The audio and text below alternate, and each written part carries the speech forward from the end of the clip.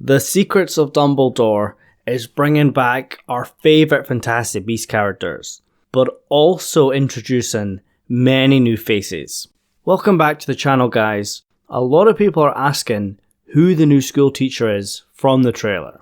Well, if that's you, you've come to the right place, because this video will be my Professor Eulalie Hicks explainer video.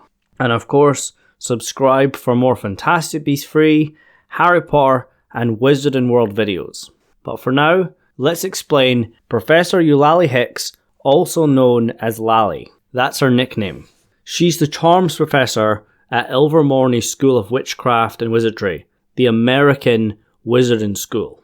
She's played by actress Jessica Williams, and the actress is 32, so it's likely Lally is around that age, maybe younger or a bit older, but around that age, probably in her late 20s, early 30s. So there is a chance that she may know Tina and Queenie through their time at Ilvermorny. Tina was born in 1901, Queenie in 1903, and the third film will be set sometime in the 1930s. So Lally's probably too young to be their school teacher, but it's possible they went to school together at Ilvermorny. Perhaps Lally was slightly older, or maybe around Tina's age. But guys, don't get fooled. Lally Hicks is not just an ordinary school teacher. She's obviously part of Dumbledore's team, who has been set up to stop Grindelwald before he takes over the International Confederation of Wizards. Alongside Newt Scamander and his brother Theseus, Jacob the Nomage, Newt's assistant Bunty, and Yusuf Kama, Leta Lestrange's half-brother. So it's pretty obvious to say that Lally will be a major character in the third film. We can even say that she will be the lead female character this time around. And a lot of people are saying, oh my god, Fantastic Beasts 3 is bringing in all these new characters. What happened to Tina and Nagini and all these other characters that have been established? Why are all these new characters coming in? Who are they? But guys, this is not Lally Hicks' first appearance in the Wizarding World. Many don't remember, but she was actually in Crimes of Grindelwald, but only for a few seconds. She was the woman who spoke with Nicolas Flamel in the Phoenix in Beau's book. These books are magical objects linked to several identical books owned by witches and wizards all over the world, including not only Lally Hicks and Nicolas Flamel, but also Albus Dumbledore himself, and many other unknown wizards and witches all over the globe. Another character that has been speculated but not confirmed to be in this group is a brand new character, who I believe is called Li Tao, who is going to be a major character in Fantastic Beasts 3, as they are running for the post of Supreme Mugwump, the head of the International Confederation of Wizards. He seems to be a Chinese wizard, and he's standing against two characters, Vicencia Santos and Gellert Grindelwald. We believe his name and page were inside the Phoenix book. It's possible these books might be enchanted in a similar way to Sirius Black's two-way mirror that Harry eventually owns, that allowed him to communicate with Aberforth, or even the protein charm, which is very highly skilled magic. Hermione enchanted these coins, which allowed Dumbledore's army to communicate through the use of them.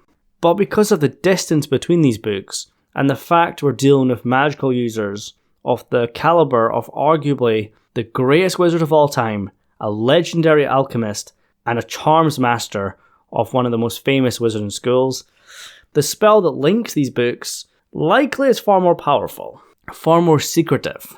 It's likely the book has been enchanted with very advanced magic, which likely hold very powerful protective charms in place that only allow the owner to access it. As we saw with Nicolas Flamel, he was able to open the book with his mere touch, and he kept it in the same safe which housed the legendary Philosopher's Stone. So that shows us how important these objects are. And Dumbledore kept his in the same room where he kept the Mirror of Erised. And I think it's safe to assume there's no coincidence that these books are embossed with a phoenix, a magical fantastic beast which is deeply associated with Albus Dumbledore and his family. We were told in the last film that a phoenix will come to any Dumbledore in dire need, as we saw with Aurelius and later Albus Dumbledore in the Harry Potter series, who had a phoenix companion named Fawkes, who was deeply loyal to Albus Dumbledore and would aid those who shared this loyalty. So it's safe to assume that Albus Dumbledore is the leader of this group who communicate through the Phoenix books. He's the one that's linked to the Phoenix. There's a Phoenix on the book. Only makes sense to me. And I've said this before, but I'll say it again. I think this group is an early international version of the Order of the Phoenix. Dumbledore set up the Order of the Phoenix in Britain twice to fight Voldemort. And I think this group is very similar. It's the same idea. It might even share the same name. And the Phoenix book is further evidence of that. And I believe this group's goal is to maintain peace throughout the wizarding world, share magical secrets, learn from each other, and when needed, take action against those who wish to create chaos in the wizarding world, such as Gellert Grindelwald. I feel the best way to think about it is the group is very similar to the Order of the White Lotus from Avatar: The Last Airbender. Both groups feature wise and powerful people from nations all over the globe, who forsake borders in an attempt to maintain peace and order. And I think these books will be shown again, through the wizards that have them and the ones yet to be revealed. I think more witches and wizards all over the globe will soon be revealed as close friends and allies of Albus Dumbledore. More characters in Fantastic Beasts 4 and 5. And we might even get to see these great witches and wizards in action at some point. Perhaps in the big finale, Dumbledore versus Grindelwald. Dumbledore is outnumbered, but all his friends and allies from the Order of the Phoenix come to his aid. Kind of like Avengers Endgame, where they all come out the portals. And guys, someone as powerful, charismatic, and inspirational as Albus Dumbledore will have no problem making friends with many other gifted witches and wizards all over the world. And this group is likely the same group who the head of magical law enforcement, Travers, was referring to when he said Dumbledore's little network of international contacts. So Dumbledore has allies all over the world, and he's established some sort of organisation. And Dumbledore has attracted many wise, powerful, and influential wizards and witches to this group. And I think it's possible this was Dumbledore's and Grindelwald's original idea. They knew that even though they were two of the most powerful wizards in the world, they needed allies to achieve their goal. They knew they needed help on their quest to gather the Deathly Hallows and then take over the world so the magical community would rule over the Muggles for the greater good. But of course, that did not happen, as I've explained in several videos. Dumbledore's sister Ariana was killed, and Grindelwald and Albus severed ties. But perhaps Dumbledore took this idea, but instead of doing it for the greater good, he's made friends and recruited many like-minded people who have come together to do actual good. Both Dumbledore and Lally Hicks are professors at two renowned wizarding schools.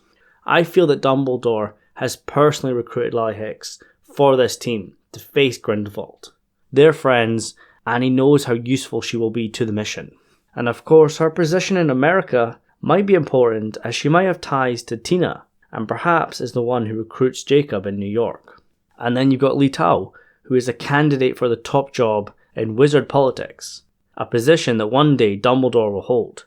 You cannot deny Dumbledore's not only got style, but he's also resourceful. And of course, he's got friends in high places. And I don't think it's mere coincidence that Tao is a member of this group and also a candidate standing against Grindelwald.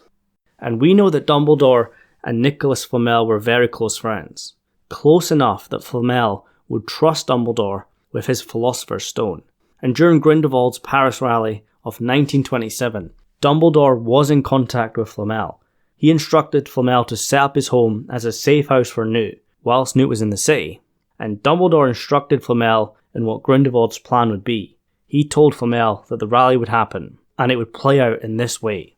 And when Flamel started to panic, he was looking for guidance from Dumbledore, but his page and many others were blank.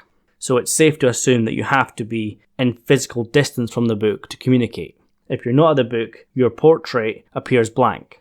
But during this occasion, only Lally Hicks answered Flamel's call, and she encouraged Flamel to get back into action when he doubted himself. And without Flamel, Paris might have ended in a very different way. And Flamel himself is very wise, even if Fantastic Beasts 2 kind of portrays him as comedic relief at times. And I think that shows us how inspirational and wise Lally Hicks is. And I know I've gone into so much detail about Dumbledore's organisation and the Phoenix books, and I've not really said much about Lally Hicks. But that's because right now, Lally Hicks has not been a major character. She's only had a cameo in the last film, but the trailer has shown us that she will be a main character this time around. And J.K. Rowling has promised that Lally will show her true glory in Fantastic Beasts 3. And Jessica Williams is a huge Harry Potter fan, so I'm sure that will show in her performance. And I'm excited to see her in action. If we go back to the trailer, Theseus Scamander doubts Dumbledore's team's chances of stopping Grindelwald. And we could argue that he does have valid points, because it's not your typical heroes. But I think he is underestimating his teammates, especially Lally Hicks, who he does refer to as a school teacher. Yep, that's what she is, that's her job. She's the Professor of Charms at Ilvermorny. But that means that she will be a master in many powerful and useful spells. Take the Hogwarts Charms Master for example. Flitwick was very resourceful with his spells, and even a dueling champion in his youth before becoming a teacher. That doesn't mean that Lally has the exact qualifications and experiences, but because she's a member of Dumbledore's Order of the Phoenix, she must be special.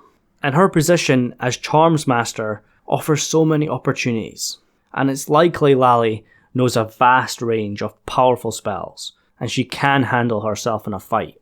But I guess we'll have to wait for the Secrets of Dumbledore to see her in all her glory. But yeah guys, for now, post your thoughts on Professor Lally Hicks. Tell me your theories about her and her relationship with Albus Dumbledore. And of course, their little organisation, which I'm dubbing as the International Order of the Phoenix.